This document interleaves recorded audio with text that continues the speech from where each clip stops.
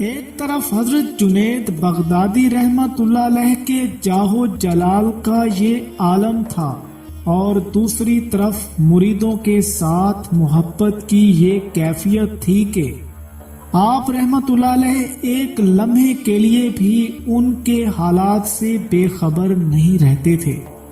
حضرت جنید بغدادی رحمت اللہ علیہ کا ایک مرید بصرہ میں کوشہ نشینی کی زندگی گزار رہا تھا۔ ایک دن اس کے دل میں کسی گناہ کا خیال گزرا۔ شیطانی وسوسہ اس قدر شدید تھا کہ حضرت جنید بغدادی رحمت اللہ علیہ کا مرید کسی طرح اس خیال فاسد پر قابو نہیں پا سکتا تھا۔ آخر ایسی کشمکش میں پوری رات گزر گئی۔ صبح اٹھا تو اسے اپنے اندر ایک ناگوار سی تبدیلی محسوس ہوئی۔ پھر اسی ذہنی کشمکش میں اس نے آئینہ اٹھا کر دیکھا تو خوف و دہشت سے اس کی چیخ نکل گئی۔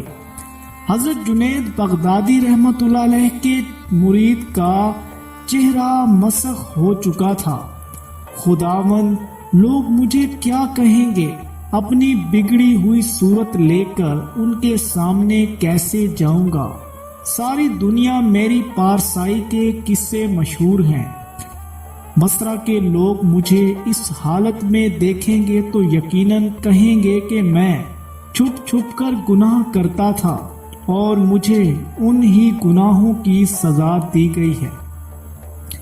حضرت جنید بغدادی رحمت اللہ علیہ کا مرید زارو قطار روتا رہا، مگر اس کا مسخ چہرہ اپنی اصلی حالت پر واپس نہیں آیا۔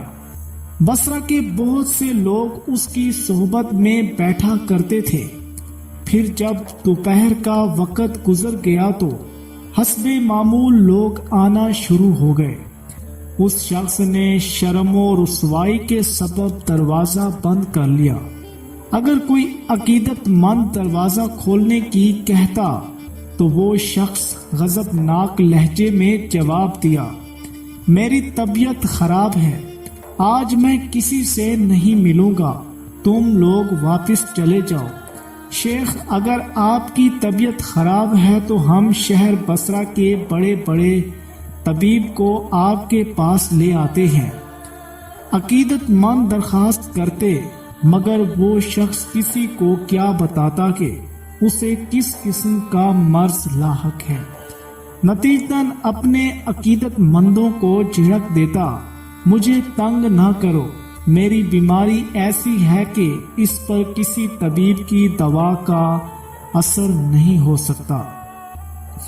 آخر لوگ مختلف انداز میں چہمگوئیاں اور سرگوشیاں کرتے ہوئے واپس چلے گئے۔ حضرت جنید بغدادی رحمت اللہ علیہ کے مرید کا پورا دن شدید بے چینی اور اضطراب میں گزرا۔ رات بھر توبہ و استغفار کرتا رہا۔ دوسرے دن آئینے میں اپنا چہرہ دیکھا تو سیاہی کسی قدر کم ہو گئی تھی۔ مرید کو خوشی کا ہلکا سا احساس ہوا، مگر ابھی وہ انسانی مجمع میں جانے کے قابل نہیں تھا۔ عقیدت مند دوسرے روز بھی آئے، مگر اس شخص نے ایک ہی جواب دیا، ابھی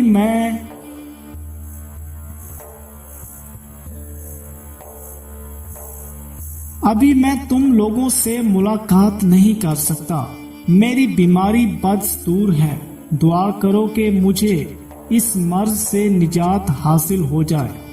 عقیدت مند تو خود شیخ کی دعاؤں کے محتاج تھے، شیخ کی صحت کے بارے میں کیا دعا کرتے؟ ذہن میں ہزاروں اندیشے لیے ہوئے واپس چلے گئے۔ دوسرے دن چہرے کی سیاہی کچھ اور کم ہو گئی۔ پھر تیسرے روز اس شخص کا چہرہ اصلی حالت پر لوٹ آیا اور پوری آب و تاب کے ساتھ چمکنے لگا۔ بار بار آئینہ دیکھتا تھا اور حق تعالی کا شکر ادا کرتا تھا، خداوند تو نے مجھے اپنے بندوں کے درمیان رسوا ہونے سے بچا لیا۔ چوتھے دن وہ اپنے عقیدت مندوں کے آنے کا انتظار کر رہا تھا کہ اچانک دروازے پر دستک ہوئی۔ حضرت جنید بغدادی رحمت اللہ علیہ کے مرید نے دروازہ کھولا تو ایک اجنبی شخص کو اپنے سامنے موجود پایا۔ میں بغداد سے تمہارے نام حضرت شیخ کا خط لے کر آیا ہوں، اجنبی شخص نے کہا۔ پیر و مرشد کا نام سن کر وارفتہ ہو گیا۔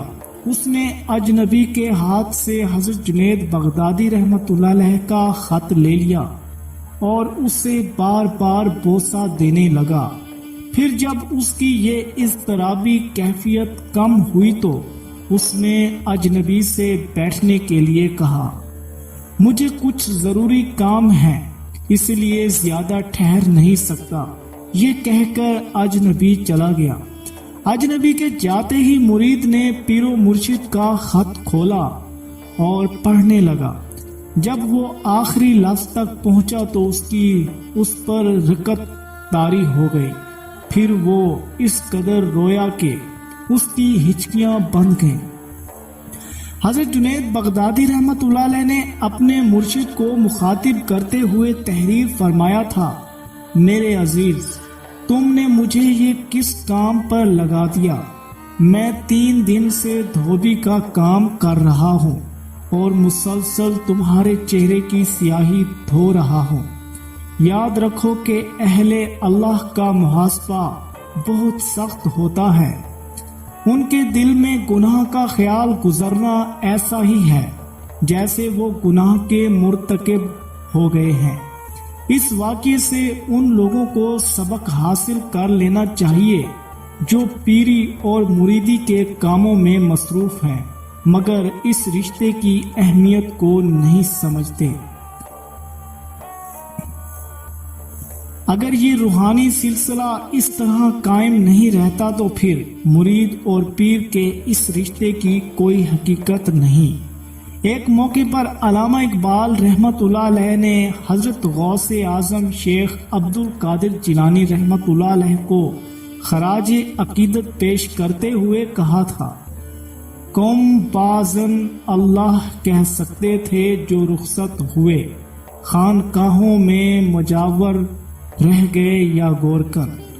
حضرت جنید بغدادی رحمت اللہ علیہ کا مشہور قول ہے کہ عالموں کا سارا کام 2 کلمات پر منحصر ہے، ایک ملت کی اصلاح اور دوسرا مخلوق کی خدمت۔ ایک بار آپ رحمت اللہ علیہ نے انسانی زندگی کی حقیقت بیان کرتے ہوئے فرمایا، جو انسان حق تعالی سے بے خبر ہے اس کی زندگی سانس کی موجودگی تک ہے، سانس ختم ہوئی اور زندگی بھی فنا ہو گئی، مگر جس شخص کی زندگی حق تعالی پر ہے وہ حیات طبی سے حیات اصلی کی طرف رجوع کرتا ہے اور حقیقی زندگی یہی ہے۔ ایک اور موقع پر نہایت پرسوس لہجے میں فرمایا، جو آنکھ حق تعالی کی صفت و عبرت سے نہ دیکھے اس کا اندھا ہونا ہی بہتر ہے، اور جو زبان حق تعالی کا ذکر نہ کرے اس کا قوت گویائی سے محروم ہونا ہی اچھا ہے، اور وہ کان جو حق تعالی کا کلام سننے کے منتظر نہ ہو ان کا بہرا ہو جانا ہی مناسب ہے، اور جو جسم اس کی خدمت نہ کرے اس کا مردہ ہونا ہی بہتر ہے۔ ابھی آپ رحمت اللہ علیہ واز جاری تھا کہ ایک سید صاحب حاضر خدمت ہوئے، ایران کے رہنے والے تھے اور ناصری کے نام سے مشہور تھے۔ سید صاحب حج بیت اللہ کے لیے جا رہے تھے۔ گھر سے رخصت ہوتے وقت انہوں نے نیت کی تھی کہ بغداد پہنچ کر سب سے پہلے حضرت شیخ جنید رحمت اللہ علیہ کے دیدار کی سعادت حاصل کروں گا۔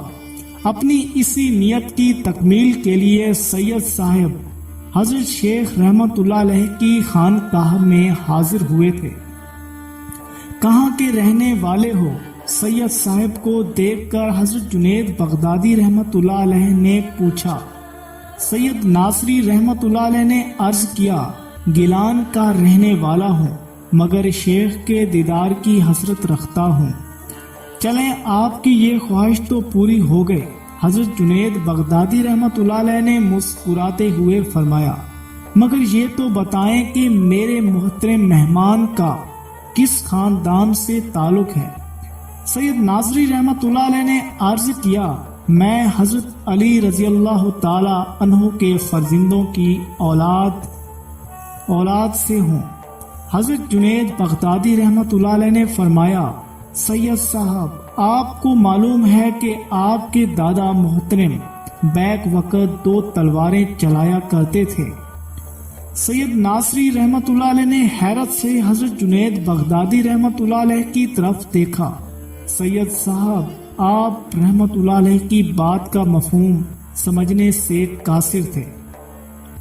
حضرت جنید بغدادی رحمت اللہ علیہ نے اپنے مہمان کو حیرت پا کر فرمایا، امیر المومنین حضرت علی رضی اللہ تعالی عنہ ایک تلوار گردن کفار پر چلاتے تھے، دوسری اپنی نفس پر۔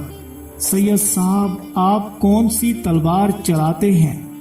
سید ناصری رحمت اللہ علیہ اس کلام کے متحمل نہ ہو سکے اور فرش پر گر کر تڑپنے لگے۔ شیخ، میں خدا کے سامنے کیا منہ لے کر جاؤں گا؟ پہلے مجھے اس قابل تو بنا دیجئے کہ اپنے رب کے سامنے حاضر ہو سکوں۔ سید ناصری رحمت اللہ علیہ زارو قطار رو رہے تھے اور تڑپ رہے تھے۔ شیخ، اللہ کی طرف میری رہنمائی فرمائیے۔ حضرت جنید بغدادی رحمت اللہ علیہ نے فرمایا، تمہارا سینہ حق تعالی کا خاص حرم ہے، جہاں تک ہو سکے اس میں کسی نامحرم کو جگہ نہ دو۔ جیسے ہی حضرت جنید بغدادی رحمت اللہ علیہ کی زبان مبارک سے یہ الفاظ ادا ہوئے، سید ناصری رحمت اللہ علیہ نے ایک چیخ ماری اور دنیا سے رخصت ہو گئے۔ حضرت جنید بغدادی رحمت اللہ علیہ کے بارے میں مشہور ہے کہ آپ رحمت اللہ علیہ کی مجلس و واعظ کی عجیب شان تھی۔